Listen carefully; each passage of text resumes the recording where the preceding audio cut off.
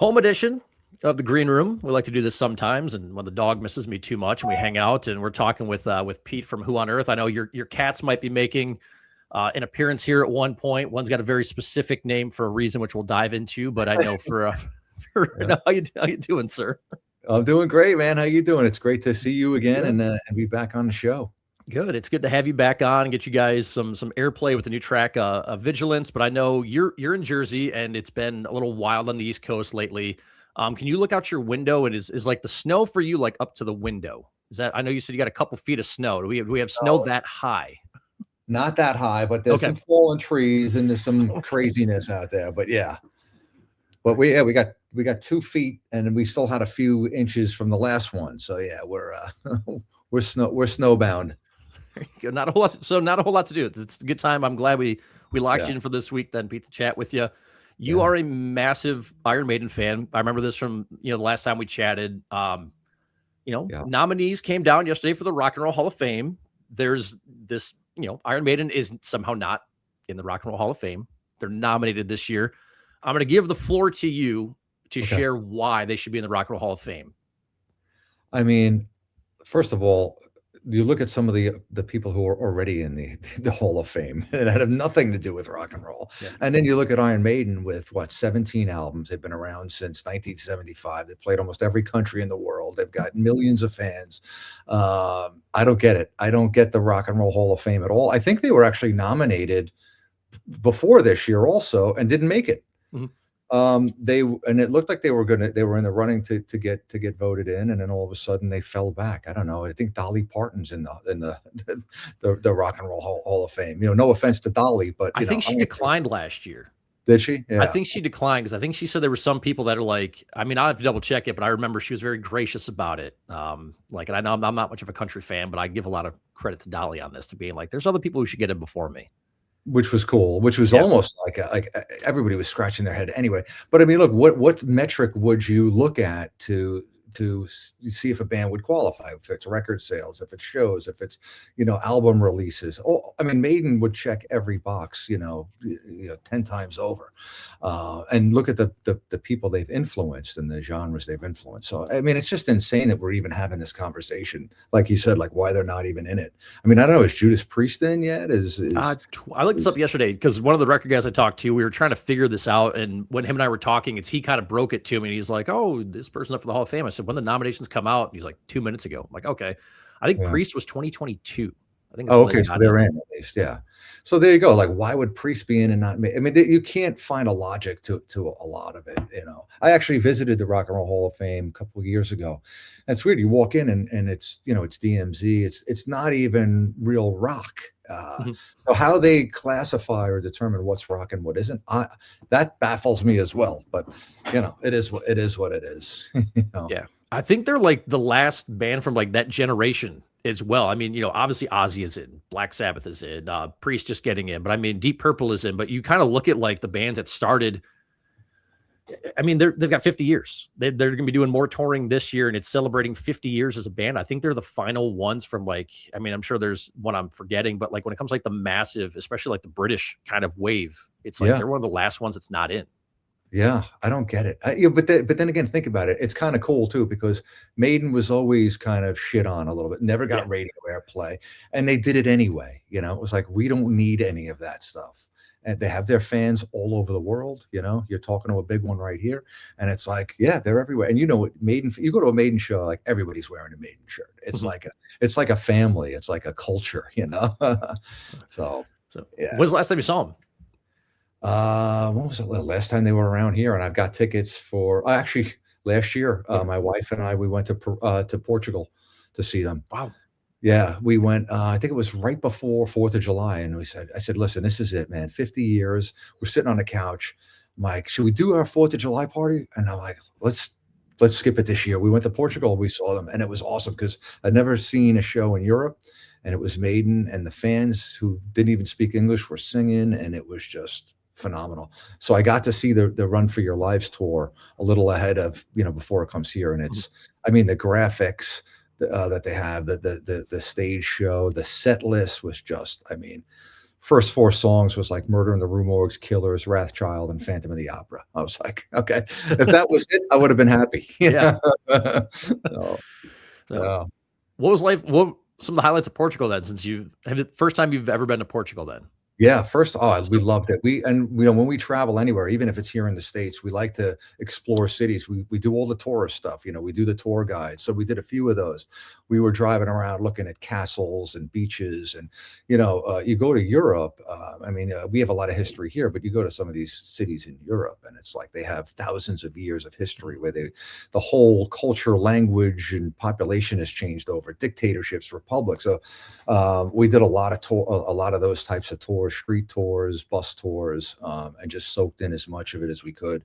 And then, obviously the food and just even the architecture, and the streets are all cobblestone, and their sidewalks were like almost mosaic tiles. And this is just a regular city street. And I'm like, this is a little mind blowing, and then you can feel the age of the city and the history. It's just different. It's a different feel. It just made both of us want to get more of that, whether it be Italy, Spain. I mean, yeah, you go to Europe and you compare it to the United States. Like, I can drive to Illinois to see you. That could be like going from the UK to Sweden, yeah.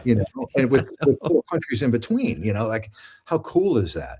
So we know it's definitely something we want to see more of. But yeah, it was pretty awesome. Europe definitely, is intriguing. And I know you flew over to go see somebody else's tour. You guys have one coming up. You guys are doing a good amount of shows with Yeah. Foz.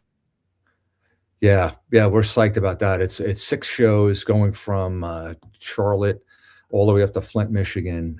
It'll be 6 shows stopping in Philly, which is nearby us, but it's a big deal for us. This is definitely some of the biggest shows we've done to date. We've done some good one-off shows, but this is 6 in a row, and we're pumped because we'll have an album coming out literally the day that tour starts. We're gonna put out another single at the end of March, and then the whole album's coming out. So this is a great way to start the year. We've already done a bunch of shows with Tantric, and the band is firing. The lineup is great, and we feel like this is going to be an opportunity for us to maybe get some real exposure, not just from fans, but from other people in the industry, maybe other booking agents.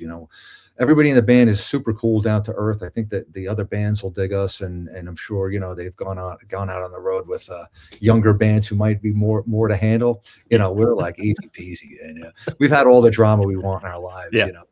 So yeah, that's gonna be big for us. We're psyched for that. Fozzie's great guy, some great venues. So yeah, we're pumped. We're already preparing for that. Where do you think you guys have grown? You mentioned, you guys are a little bit more seasoned now and everything. And I don't know, we've played I think we played a Boiler Room with you in that band as well. We've had you guys on some different features. Where do you think Yep. you guys have grown? Because last time I talked to you and Kush, it was probably 2.5, 3 years ago. It's been a Yeah. little while, and you guys were kind of getting things going, and a little bit about, who you are, the message behind the band. Where do you guys think you've grown in these last couple of years? Well, we've had, the lineups turned over a little bit, and now we have, for the last year and a half, almost 2 years, a really solid lineup. But our songwriting has definitely even matured a little bit. We've gotten a little bit more progressive, but the growth has been really in the building of the following. We're playing together longer, and all the numbers are getting better, whether it's Spotify, some of the socials. We're just trying to hit everything, and it feels like, knock on wood, and I don't know what it feels like because this is the first time it's feeling like this, but it feels like maybe some of the cogs are really starting to turn. Nobody wakes up and all of a sudden it's like, they're playing Madison Square Garden, and I'm not that we will, but that'd be great. But but whatever the path is, and however the momentum starts, I guess it makes sense that the momentum for the first couple of years is slow, but when it starts to go, you can start to feel it. And for an example, like, I'll come across a new band and I'll go and look them up. I'm like, oh, this is their 4th album. Oh, Yep. these guys have been around since 2014, 2018. I'm like, and that's already 7, 8 years. So it's kind of like, it makes me feel good when I look back on, like, our first album came out in 2022. I'm like, we've only been around 3 or 4 years. Like, we're in a good place. It just takes time. So I think that growth, organic growth, and is real. we're putting out consistent content, whether with videos. And last year we put out an EP. We'll have another full album. We want to keep the content, the band fresh, constantly coming out with new material. So it just feels like it's all growing. Okay. I know the newest one from you guys is Vigilance, and I know there's some more on the way. This is the one that we're highlighting right now, new on cue. We've got you guys on 9 o'clock new this week, so let us know how you feel about the tunes that we've got on these features. I know some artist spotlight stuff, I think, for you guys next week on this track, or the next couple of weeks. Awesome. Very riffy track from you guys. Like, I know, I think I'm trying to remember the first track we played from you guys, and it was a little bit more, it was rocking, but it was kind of, longer, a little bit drawn out, kind of, peaks and valleys kind of in it. This one is just like, bam, right in your face and riffy and whatnot. So it's like, it's cool. We're getting to share, a different side of what you guys do as well. What do you want our listeners to know about this track? This is one we wanted to come out with and really grab people by the shirt, really kind of punch them in the chest and say, like, okay, this is a band that's we've been around for a little bit, but this is a new cycle, new album, and this is what we want you to hear. We want you to hear the message of the song, but the style of it, the riffiness of it, the heaviness of it, the power of it, because this is one of the things we bring, and we felt like, what a great way to hopefully raise some eyebrows and get the attention focused back on the band. The album's going to be all over the place. There's going to be some stuff that's almost rock. There's going to be some stuff that's almost metal somewhere. There's going to be some stuff that's going to remind you of Dio. We're still going to be that band that has that retro feel to it, but Vigilance was one, especially just the way it starts off with Koosh. It's got this urgent message to it, and that's we felt that it had the real power of a first single. And I want people, we'll dive into it a little bit more as well with our spotlight time, but I know it's very much about. I feel like there's at the end, it's things are very divisive right now, and I feel like in this track and watching the video, it kind of seems like you're trying to bring people together a little bit more with this track. Maybe a feeling of unity on it. Yeah. Absolutely. That's a theme behind a lot of what we write about it. And not specifically that, but like, it's us against them. It's the majority against the few in power who are calling all the shots, whether it's a song like Dogs, which was really our song against big pharma and corporate greed. It's like, we got to band together, to make changes, because forget the politics and all the other crap and what sports team you like. It's like, don't you see what's going on in the bigger picture? This is what they want. They want division. They want us to just, what's next on Netflix? Like, okay, keep them blind, keep them preoccupied, keep them, distracted, really, when these other things are going on, and they're a big deal. They're ruling our lives in a lot of ways, and it's just a great theme for us. It's always going to be a theme. I guess it's rock and roll, it's metal, it's rebellion, it's us against them. Yep. No, I love that. And getting to read a little bit more, when we get, I tell listeners sometimes, like, sometimes we find out information, we get e-blasts sent to us. It was always cool getting to read more, about the song. And, when we talk about it, I like you guys to take whatever angle you want it from. And I know you've mentioned new album on the way. I don't believe you guys have mentioned the name of it. Are you able to share release dates, name of the album, anything like that yet? Or is that still... Okay. Yeah, no, we haven't talked about it yet, but this will be the first. The release date is May 8th, Friday, May 8th, which I believe is also the first date of the Fozzy tour. We'll have another single that's going to be called Any Other Way. That's coming out on March 20th, and we'll announce the track listing for the album. The name of the album is called It Takes the Village. Okay. Just like, you've heard the term, like, it takes a village to raise a kid or whatever. Like, we like meanings, and me and Koosh usually overthink these things, but we have fun doing it. The dual meaning is, like, it takes the village. It takes all of us, like you said, the unity to fight back, to make any change, or to stop whatever is going on that we don't want to keep going on. And the flip side of it is, like, these forces, these big forces, negative forces, are taking the village. Like, they're taking it, so that's why we named the album It Takes the Village. It's just consistent with us, whether it's Blame, whether it's Smoke and Mirrors, which was our last EP, which had a lot of songs about deception, again, us against them type of thing. And I guess that's just what we end up writing about. It's like a thing, At some point, the message will get home to people. That's what you're kind of hoping for. It's like, at some point, the message gets back to them. And you mentioned you and Kush put a lot of thought in everything. I know you guys had something shared on your stories, social stories today, about, like, artwork and how much how much time you guys put into artwork. And I feel like it's something that when I was a teenager and getting into, a lot of new metal and things like, Rage Against the Machine and Offspring and stuff like that had very cool album artwork, or, very, if you look at Rage Against the Machine, like, Monk's on Fire. And it's just like, oh my God, it's really, it grabs your attention for it. So why do you guys, want to put so much thought into, what your album, single artwork, all that kind of looks like? What's the driving force for you guys behind that? I guess it still stems from how we grew up. Like, we grew up flipping through albums, and a lot of times when I was a kid in my early teens, I would buy albums because the cover looked cool. Like, Yeah. we weren't hearing all this stuff on the radio. We didn't have Spotify and stuff, so it was like a little bit of trial and error. Or maybe they were spinning something in the record store, or the guy at the record store who kind of knew you was like, "Oh, I know you'd love this." But I mean, as a kid too, like, we didn't have the phones, right? Weren't doing this all day. I was reading every credit, every lyric on an album. Who did they thank? What amps did they use? It was like every single word and detail of the album. Even when I was 8, I remember opening the gatefold to Led Zeppelin 4 and just staring at that cover, of the hermit on the mountainside. And obviously Iron Maiden, like, you could stare at Somewhere in Time all day and find new details, or Power Slave.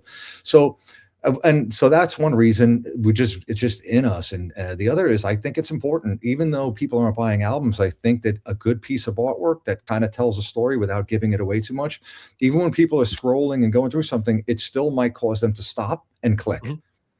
So we can put out artwork that we think is meaningful and jives, but we also feel like it could help the band as almost clickbait to say, "Oh, look at this cover." Like, Dogs had 3 Rottweilers on a pile of money. Like, I wonder what this song's about. Yeah. So yeah, for all those reasons, and it's fun, and it's our brand, and it's what we're putting out, and the visuals is key. I think it's still key. Mhm.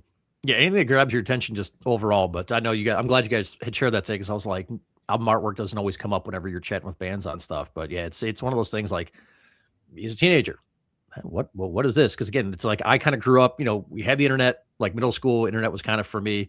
But still, you had to rely on the radio to give you a single, and then you're really hoping when you buy that album, oh gosh, I hope there's more songs on this album that, than just this one that I like on there. Yeah. But we grew up, now it's just like, everything's fed to you. It's crazy. But Peter, I do appreciate your time, man. I know, like I said, we got you guys on New on Q on Saturday nights with Vigilance. There's more new music on the way. Excited to check out a new record coming out on May 8th. You guys hit the road with Fozzy. So everybody wants to pay attention to you guys, follow you and socials, website, and if more tours and more shows are announced later on this year, where can everybody get that done? Yeah, I mean, we're everywhere. We have a website. It's whoonearththeband.com. We're on every social media, Who on Earth. It's easy. You could look for our little globe. We're everywhere. But the website now, we just finished it. We have a mailing list you could subscribe to, and anything you want to know about us is on there. And hopefully there'll be, the first half of the year is pretty much well planned. Second half, hopefully, this Fozzy tour will even open some more doors for us, and we can populate the rest of the year with some more shows. But like I said, new music is coming. That's the big thing. You'll see tons of videos for us. We'll probably end up doing a video from almost every song on the album, because it's just what we love to do. But yeah, and thank you guys and your crew again for spinning us, and the mentions, whatever. We share it wherever we can, and we're grateful. And hopefully we'll be in your neck of the woods. We will be in, I don't know where St. Charles is. Is that anywhere near you guys? I think a couple hours away. Couple hours away from us, yeah. So yeah, we're looking to get out there, and hopefully this is the beginning of a lot more touring, especially to your part of the country, where that the metal is still alive and well. Absolutely. And hey, dude, if you guys are gonna be here in the winter, you guys already had 2 feet of snow. You come to the Midwest, you guys were already used to it. So it's all good there. So Peter, dude, looking forward to get you guys on the air more, share more stuff from you guys. Dude, appreciate your time, man. Dude, thank you, Ryan. Appreciate it. And thank you again for everything.